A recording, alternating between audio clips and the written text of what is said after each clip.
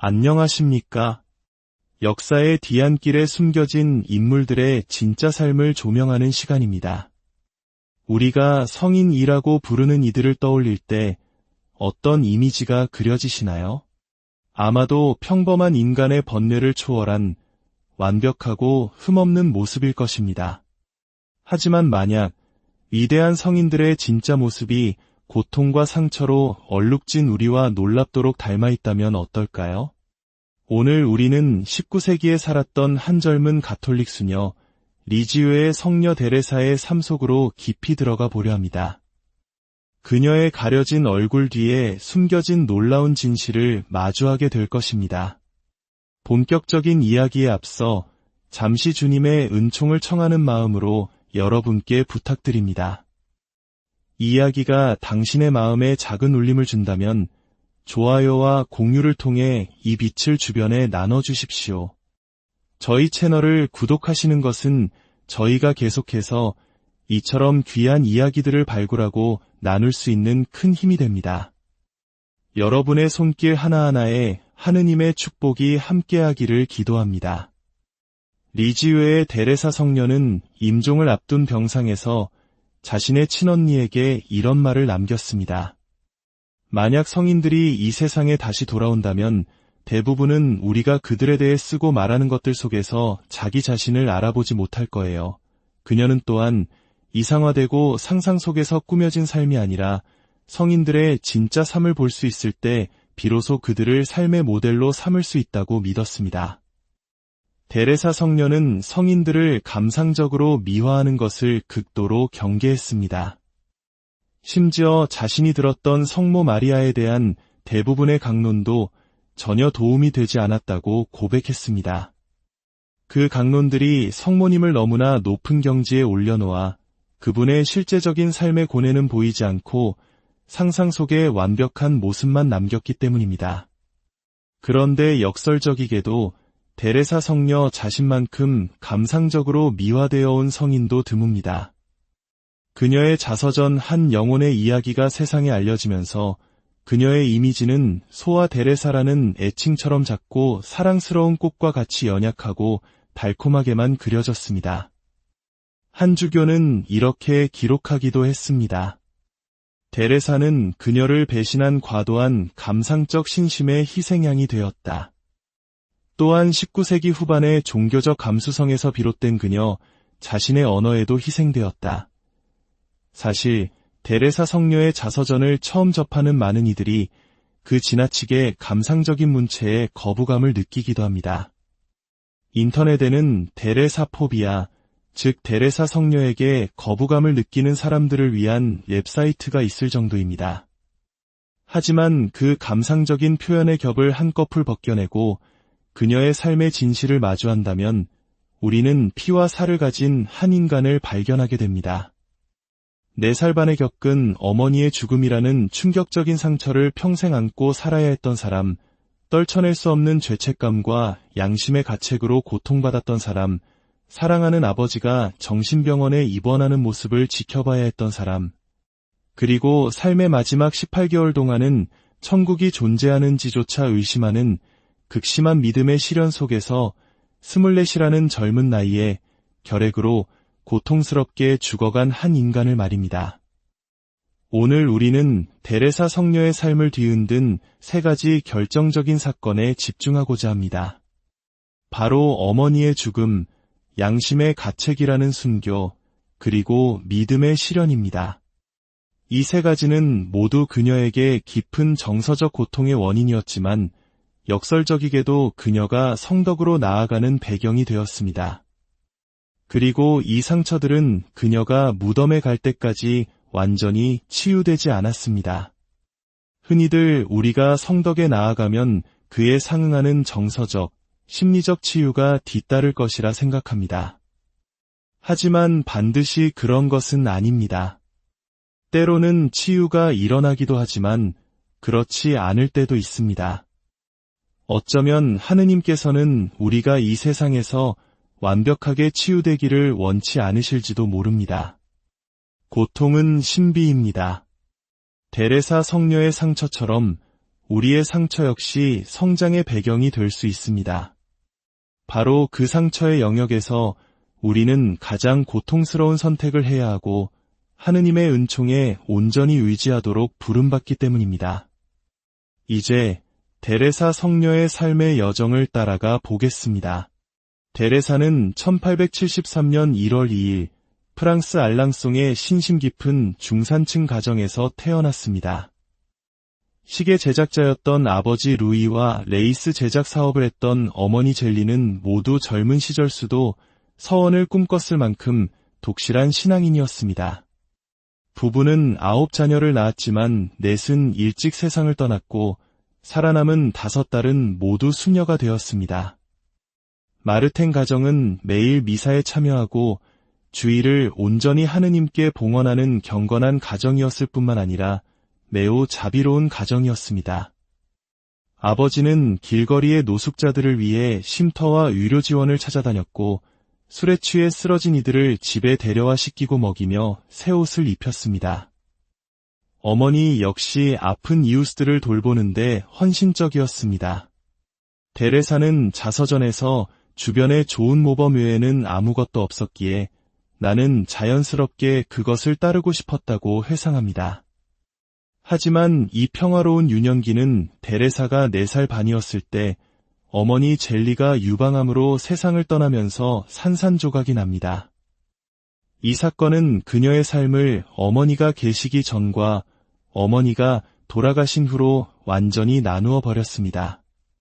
데레사는 이렇게 썼습니다. 엄마의 죽음 이후 나의 행복했던 성격은 완전히 변해버렸다. 활기 넘치던 나는 소심하고 내성적으로 변했으며 지나칠 정도로 예민해졌다. 누군가의 눈길 한 번에도 눈물을 터뜨릴 정도였다. 낯선 사람들과 함께 있는 것을 견딜 수 없었고 오직 가족의 품 안에서만 기쁨을 찾을 수 있었다. 이 극적인 변화를 이해하기 위해서는 그녀의 유년기 상처를 더 깊이 들여다볼 필요가 있습니다. 데레사는 생후 3개월 때 건강이 나빠져 어머니의 젖을 빨지 못했습니다. 결국 그녀는 집에서 몇 마일 떨어진 농장에 사는 유모에게 보내져 11개월 동안 그곳에서 자랐습니다. 인격의 기초가 형성되는 가장 중요한 시기에 어린 데레사에게는 유모가 곧 어머니였습니다. 생물학적 어머니의 무릎에 앉아 있으면서도 유모를 찾아 울었다는 기록이 있을 정도입니다. 그런데 11개월 후 그녀는 정서적 어머니였던 유모와 다시 헤어져 집으로 돌아와야 했습니다. 1살 남짓한 아이에게는 감당하기 힘든 2번의 이별을 겪은 것입니다. 이런 경험은 아이의 내면에 언제든 다시 버려질 수 있다는 깊은 불안감을 심어줍니다. 실제로 집에 돌아온 데레사는 어머니 젤리에게 병적으로 집착하는 모습을 보였습니다. 어머니의 죽음은 그녀의 가장 끔찍한 악몽이 현실이 된 사건이었습니다. 이후 그녀는 가족 전체에 집착하기 시작했습니다. 그리고 어머니를 대신해 자신을 돌봐주던 둘째 언니 폴린을 제2의 어머니로 여기며 깊이 의지했습니다. 하지만 데레사가 10살 반이 되었을 때 폴린 언니마저 가르멜 수녀원에 입회하기 위해 집을 떠났습니다. 이것은 그녀에게 2번째 죽음과도 같은 충격이었습니다. 데레사는 6주 동안 병상에 누워 환각과 편집증에 시달렸고 심지어 언니들이 자신을 독살하려 한다는 망상에 빠지기도 했습니다. 성인들조차 우리처럼 신경쇠약에 시달렸다는 사실이 놀랍지 않으신가요?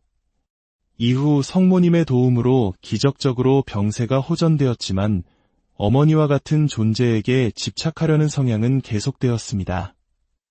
15세 가르멜 수녀원에 입회했을 때 그녀는 어린 시절 자신을 돌봐주었던 2 언니와 재회했습니다. 하지만 데레사는 자서전에서 이렇게 고백합니다. 나는 언니들과 함께 살기 위해 수녀원에 온 것이 아니다. 내 본성적 끌림에 아무것도 내어주고 싶지 않았기에 언니들과의 생활은 나에게 계속적인 고통의 원인이 되어야만 했다. 그녀는 자신의 연약한 본성과 싸워야 했습니다. 원장 수녀의 방 앞을 지날 때면 어머니처럼 기대고 싶은 유혹과 싸우기 위해 계단 난간을 꽉 붙잡고 서둘러 지나쳐야 했다고 합니다. 이 작은 행동은 그녀가 겪었던 분리불안의 깊이와 그럼에도 불구하고 그 감정에 굴복하지 않으려는 의지의 강인함을 동시에 보여줍니다. 그녀는 만약 그 유혹에 넘어갔다면 평생 어린아이로 남았을 것임을 알았습니다. 놀랍게도 이 어린 시절의 정서적 상처는 그녀가 성덕으로 나아가는데 장애물이 되지 않았습니다. 오히려 그 상처는 그녀가 거룩하게 성장하는 배경이 되었습니다. 바로 그 상처와 관련된 선택들 때문입니다. 그녀는 자신의 감정에 지배당하지 않으려는 영웅적인 선택들을 했습니다. 이것이야말로 불안, 우울, 분노와 같은 감정의 소용돌이 속에서 하느님의 뜻을 행하려는 우리 모두의 매일의 싸움이 아닐까요? 물론 데레사는 죽을 때까지 어머니 같은 존재에게 기대려는 성향을 완전히 극복하지는 못했습니다. 임종 직전 고통스러운 꿈속에서도 그녀를 위로하러 온 것은 제2의 어머니였던 폴린 언니였습니다. 데레사 성녀의 삶은 우리 모두에게 희망의 표지가 됩니다. 우리는 성덕으로 성장하기 위해 반드시 정서적으로 치유될 필요는 없습니다. 정서적 치유와 영적 성장은 동일하지 않습니다. 우리의 상처가 하느님의 뜻이라면 치유될 것이고 그렇지 않다면 그것은 고통이라는 신비의 일부일 뿐입니다. 중요한 것은 그 상처 한가운데서 하느님의 뜻에 응답하는 것입니다. 두 번째로 그녀를 평생 괴롭혔던 문제는 양심의 가책, 즉 스크루플로시티였습니다. 이것은 사소한 불완전함조차 큰 죄로 느끼고 용서받은 후에도 계속해서 죄책감에 시달리는 고통스러운 상태입니다. 당시 프랑스 교회에는 하느님의 자비보다는 엄격한 정의와 인간의 타락을 강조하는 얀세니즘이라는 신학 사조가 만연해 있었습니다. 이러한 분위기는 데레사처럼 예민한 영혼에게는 독과 같았습니다. 12살반에 참가했던 한 피정에서 지옥, 심판, 대제와 같은 주제의 강론을 듣고 그녀는 극심한 공포에 휩싸였고 이후 18개월간 끔찍한 양심의 가책에 시달렸습니다. 머릿속을 스치는 모든 이상한 생각과 사소한 죄스러운 생각마저 언니에게 낱낱이 고백해야만 안심할 수 있었습니다. 그녀는 이 시기를 순교라고 불렀습니다. 이후에도 이 성향은 사라지지 않았습니다. 수녀원에서의 공동 피정 때마다 강론을 듣고 몸져눕기 일쑤였고 고해 성사를 통해 죄를 용서받은 후에도 자신이 과연 은총 지위에 있는지 끊임없이 의심했습니다. 한 사제는 그녀에게 보낸 편지에서 거의 절규하듯 이렇게 썼습니다. 주님의 이름으로 말합니다. 아니, 당신은 아무런 대죄도 짓지 않았습니다. 맹세합니다. 제발 걱정을 떨쳐버리십시오. 하느님께서 원하십니다. 제가 명령합니다. 자비로운 사랑의 하느님을 선포한 데레사 성녀가 정작 자신은 그 자비를 느끼지 못하고 고통받았다는 것은 참으로 역설적입니다. 이는 하느님이 자비로우시다고 믿는 것과 자비로우시다고 느끼는 것이 다를 수 있음을 보여줍니다. 그녀는 시대의 문화에 저항하면서도 동시에 그 문화의 영향을 받은 우리와 똑같은 인간이었습니다. 그렇다면 그녀는 이 고통 속에서 어떻게 믿음을 증명했을까요? 그녀는 때로 자신이 대죄를 지었다고 느낄 때조차도 영성체하러 나아갔습니다. 자신의 신경증적인 죄책감에 따라 행동할 것인가, 아니면 자비로운 하느님에 대한 믿음에 따라 행동할 것인가 하는 선택의 기로에서 그녀는 용감하게 믿음을 선택했습니다.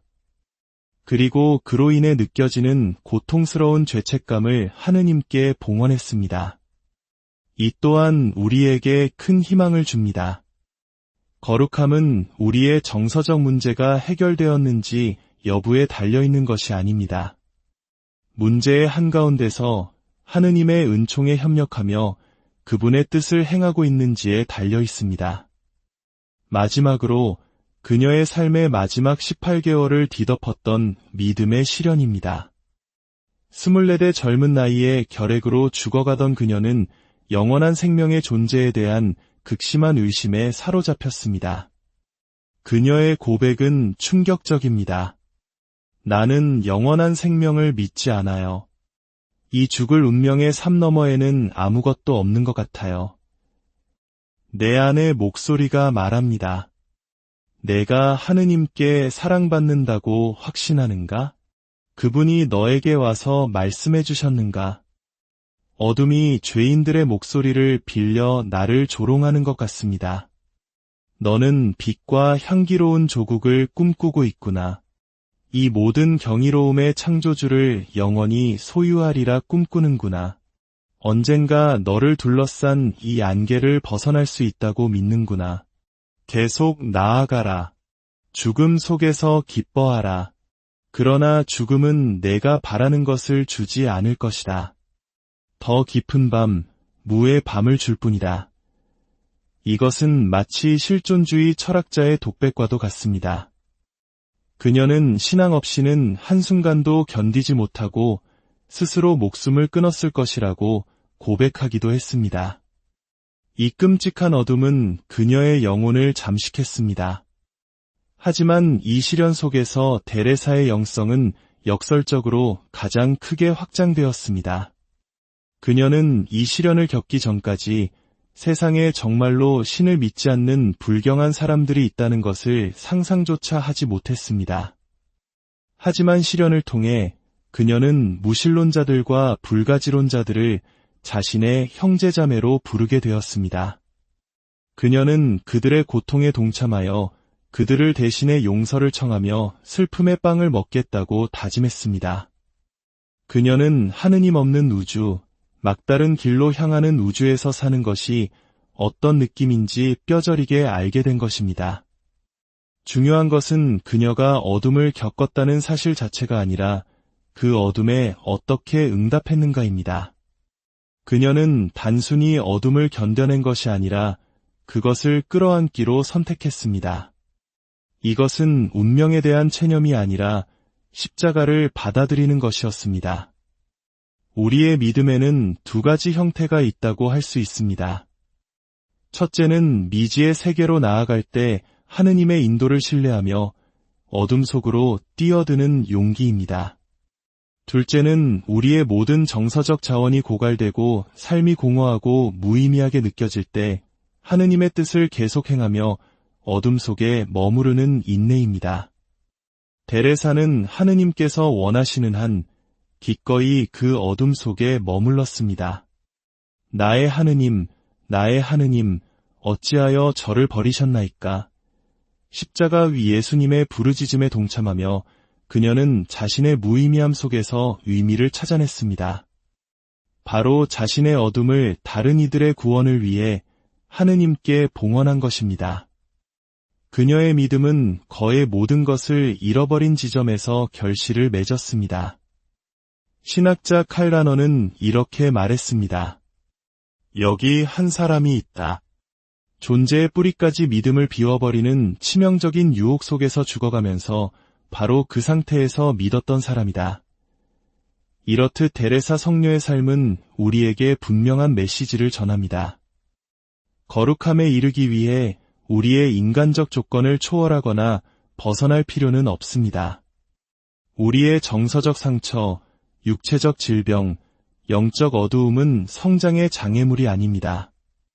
그것들은 모두 우리가 하느님의 은총에 응답하도록 부름받은 인간적 조건의 일부입니다. 승리자의 승리는 그 전투가 우리의 인간적 조건 밖에서 싸워졌다면 우리에게 아무런 유익도 주지 못했을 것입니다. 상처투성이의 모습 그대로 연약함 속에서 피어난 작은 꽃, 리지우의 성녀 데레사의 이야기가 오늘 당신의 삶의 깊은 위로와 희망이 되기를 기도합니다. 경청해 주셔서 감사합니다.